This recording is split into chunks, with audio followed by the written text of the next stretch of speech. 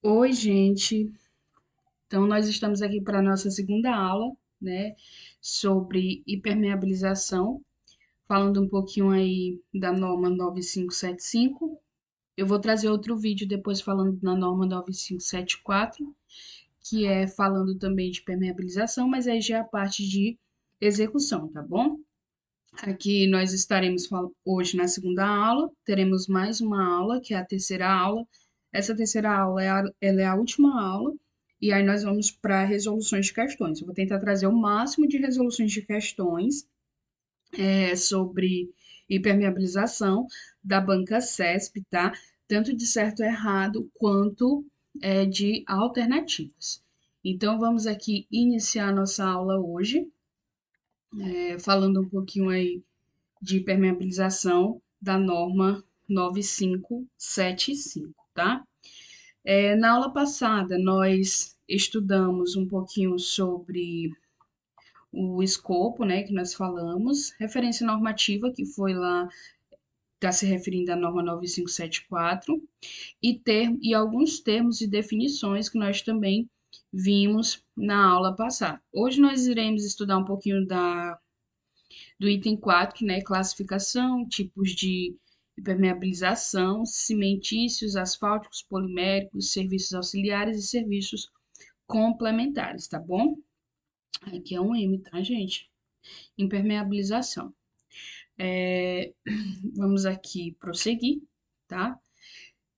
Essa parte da norma da NBR 9575 de 2010, ela apresenta a classificação dos materiais e sistemas de impermeabilização, bem como os serviços auxiliares e complementares que podem ser usados para atender às necessidades de estanqueidades em diferentes projetos de construção civil.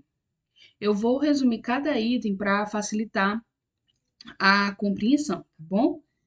Lá no item 4.1 da norma, ele traz tipos de permeabilização, que são as classificações pelo material principal. A norma, ela agrupa os materiais de permeabilização em três categorias principais.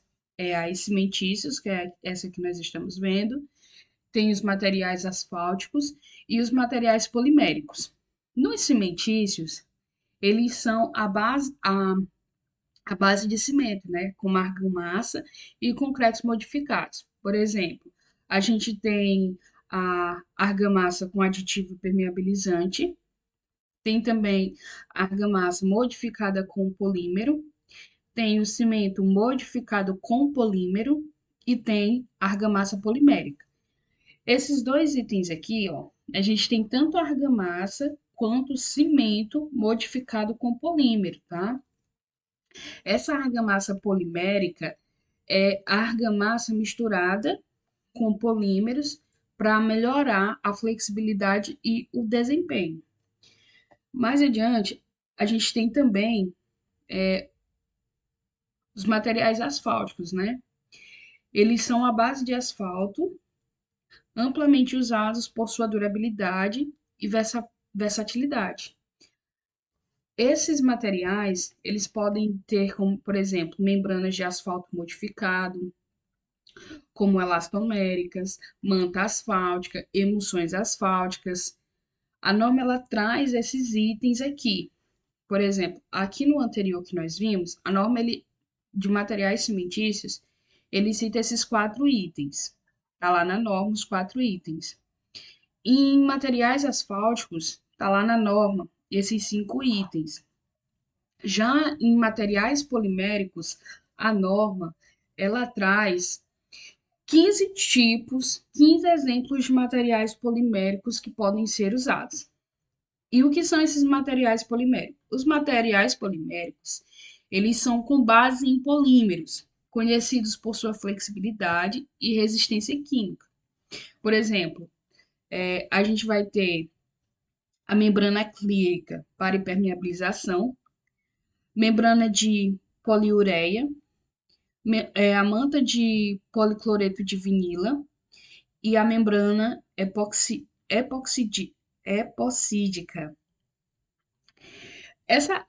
As membranas de poliuretano poliureia e polímeros acrílicos também. Tem o com PVC, né, que é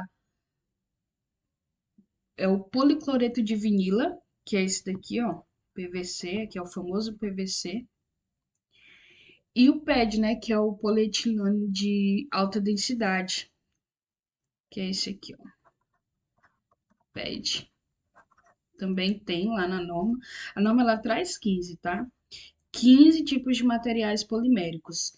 E é importante pegar a norma, dar uma lida na norma. Não é para decorar, sabe? Mas quando você lê, você já consegue entender alguns itens, já consegue assimilar algumas coisas. Então, o que é mais são os poliméricos, que são 15, diferente dos materiais asfálticos e cimentícios. Por quê? Porque os cimentícios são 4, os asfálticos são 5 e os poliméricos, eles são 15, né? São 15 materiais poliméricos, né? Aqui também tem mantas elastoméricas, né? Que é como, por exemplo, o, o EPDM, que é a sigla, né? Para mantas elastoméricas. Mais adiante aqui, a gente vai ter os serviços auxiliares. Os serviços auxiliares já está lá no item 4.2 da norma, tá bom? Os serviços auxiliares, eles são classificados segundo a sua função. E esses serviços auxiliares de permeabilização, como eles são classificados segundo as suas funções, as atividades preparatórias ou complementares realizadas para garantir a eficiência da impermeabilização vão incluir o preparo do substrato. O preparo do substrato ele vai estar disponível lá na NBR 9574, tá? Mas os trabalhos, esse preparo do substrato, ele é basicamente o trabalho para nivelar e corrigir a base antes de aplicar o sistema impermeável. Tá? Então, você vai preparar a base para que essa base venha a receber esse sistema impermeável, né? E essa aplicação ela vai estar descrita lá na NBR 9574, tá? Depois desse preparo do substrato, vem o preenchimento das juntas. Esse preenchimento de juntas é usado para preencher espaços entre elementos estruturais, como, por exemplo, cordões, né, de poliuretano e poliéster, mastique asfálticos ou elementos de lã de vidro. Além da lã de vidro, também é disponibilizado, né, para esse preenchimento de juntas, além desse lã de vidro, a gente também tem a disponibilidade para preenchimento de juntas outros materiais, tá? E esses outros materiais, podemos dizer que são disponíveis nylon, lã de rocha, lã metálica, mastiques asfálticos, né, que é o que eu já tinha até comentado aqui, mas existem outros elementos, além da lã de vidro, tem lã de vidro, é, lã de rocha, também tem sisal, o próprio nylon, né, também é disponível para esse preenchimento de juntas. Além desse preenchimento de juntas, a gente tem um tratamento estanque de juntas. Esse tratamento estanque de juntas, ele é o sistema, né, para garantir a vedação em juntas ou fissuras. Um exemplo que é a faixa de manta asfáltica ou elastomérica, selantes, perfis de PVC, tem a faixa de manta elastomérica de etilenopropileno monômero, que é o EPDM. Tem também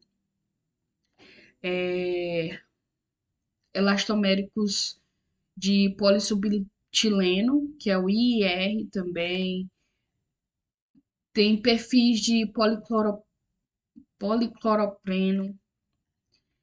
Além desse tratamento de estanqueidade, a gente também tem o tratamento por inserção. O tratamento por inserção é a injeção de materiais específicos para corrigir vazamentos ou fissuras existentes. Aí tem a resina polimérica ou bloqueadores hidráulicos. O que que acontece? Esses bloqueadores hidráulicos, além desses bloqueadores hidráulicos, a gente também tem os silicatos, a inserção de silicatos para aplicação também nessa parte de para aplicação também nessa parte de classificação segundo a função, né, do substrato. Agora nós iremos falar um pouquinho aqui do serviços complementares. O que são esses serviços complementares? São serviços complementares. Isso aqui é o item 4.3 da norma, tá bom? No item 4.3 da norma, ele vai trazer camadas adicionais que podem ser incorporadas ao sistema de permeabilização. E essas camadas, elas vão aumentar a eficiência, vão aumentar a proteção e até o desempenho térmico. A gente tem a camada de imprimação. Essa camada de imprimação aqui, ela tem como função cobrir os vazios da superfície da base. Ela protege a base em caso de adversidades, né? Ela estabiliza os materiais aplicados, conserva a umidade ótima da base e também tem como função impedir a penetração das águas pluviais diretamente na base. Então, a gente pode dizer que a camada de imprimação prepara a superfície para receber a impermeabilização, melhorando a aderência. E a gente tem como exemplos de materiais as próprias emulsões, né? As emulsões. Aqui é a borracha. A gente tem essas emulsões aqui e temos também as soluções asfálticas. Também nós temos aqui a camada berço, ou perdão, a camada de amortecimento, né? Que ela tem a função similar à proteção mecânica e a camada de amortecimento ou amortecedora, né? Vou botar até aqui que ela também pode ser conhecida como amortecedora. É utilizada usualmente em áreas onde a carga sobre o sistema impermeável é relevante e tende a ser causada por fatores externos, né, como, por exemplo, o acesso de veículos, tá? E essa camada de amortecimento, ela dissipa esforços estáticos. Isso a gente já até viu, né, na aula passada. Eu vou até colocar aqui, ó, dissipa esforços estáticos. Estáticos. Além dos estáticos, também os dinâmicos. Dinâmicos, deixa eu apagar aqui. Estáticos e dinâmicos.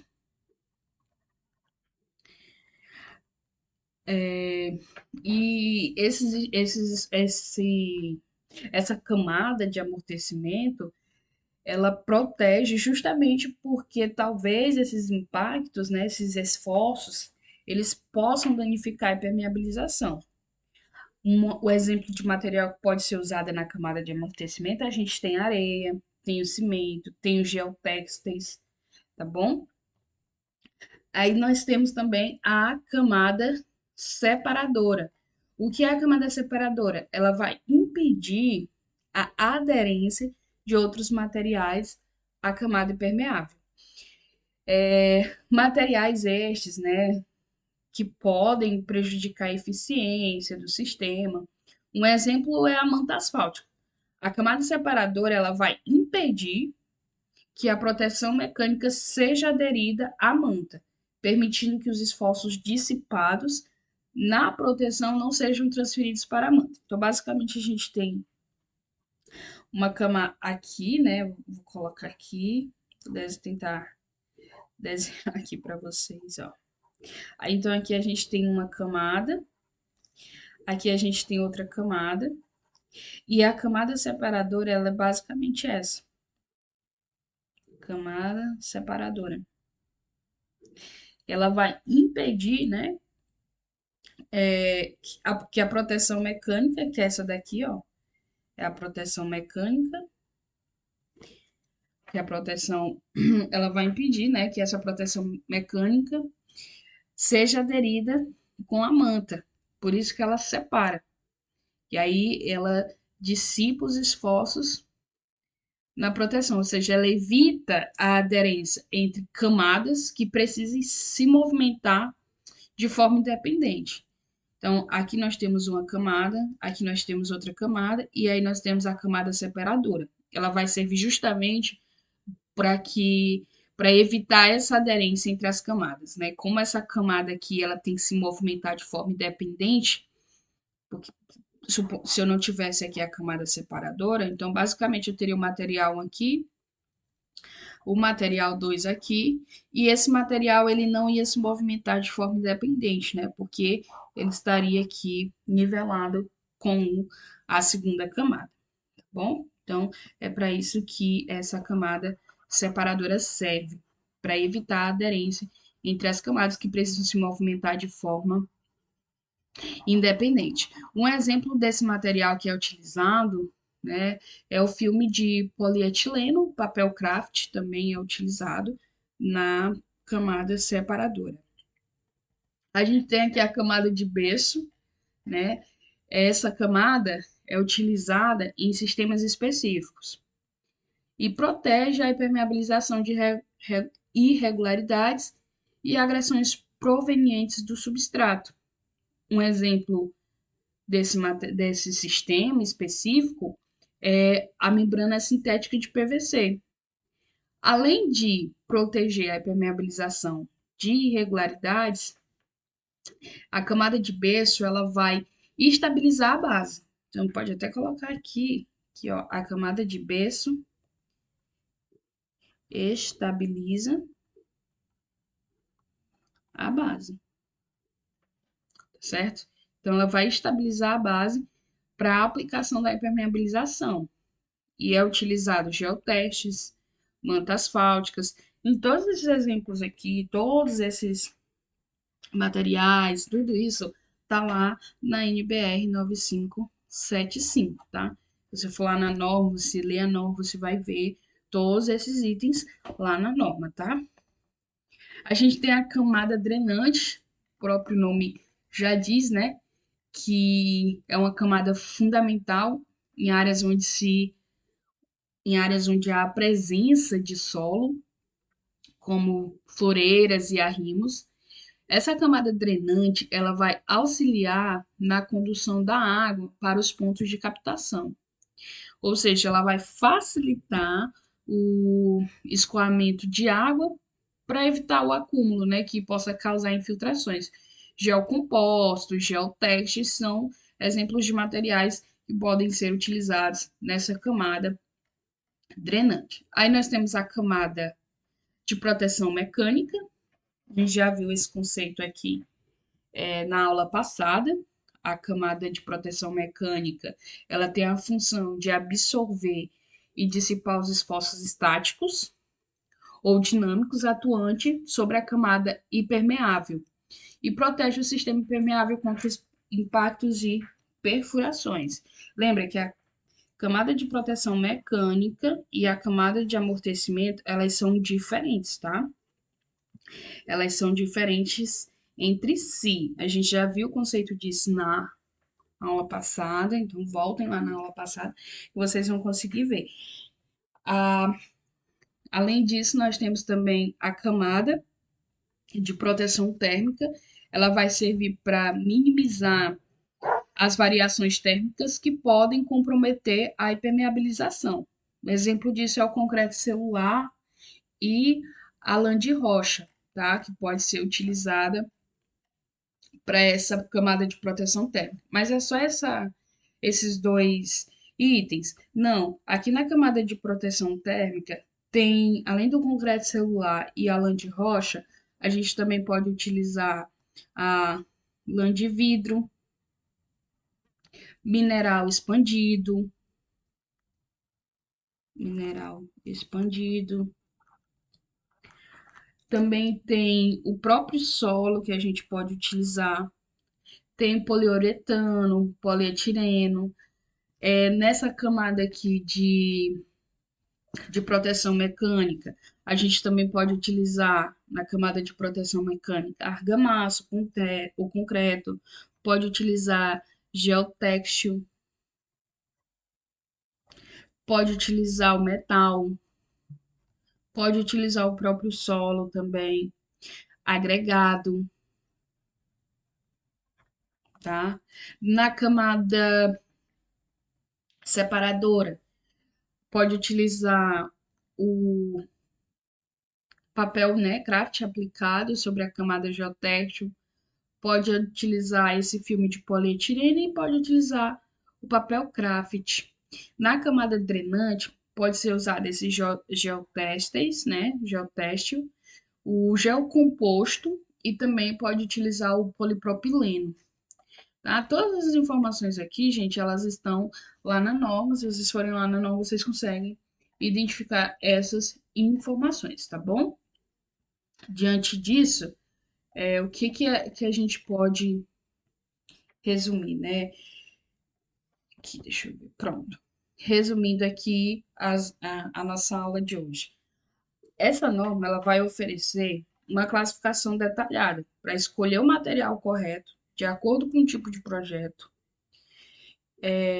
Pode ser cimentício, asfáltico ou polimérico, e garantir que os serviços auxiliares e complementares estejam alinhados às exigências da obra, né, como proteção contra impactos, que é a camada mecânica, drenagem, que é a camada drenante, ou variações térmicas, né, que é a camada térmica. Essa diversidade ela vai permitir que o projetista selecione e combine os elementos mais adequados, garantindo que a impermeabilização atenda às condições específicas do projeto, como o clima ou o uso e o tipo de estrutura a ser utilizada, tá bom? Então é isso. Essa foi a nossa aula de hoje, tá bom? Sobre impermeabilização. Se você não é inscrito no canal, já se inscreve aí no canal, tá bom? Deixe seu like, seu joinha, deixe aqui seu comentário se você tem interesse em ver outras normas. Desejo a vocês bons estudos e até breve.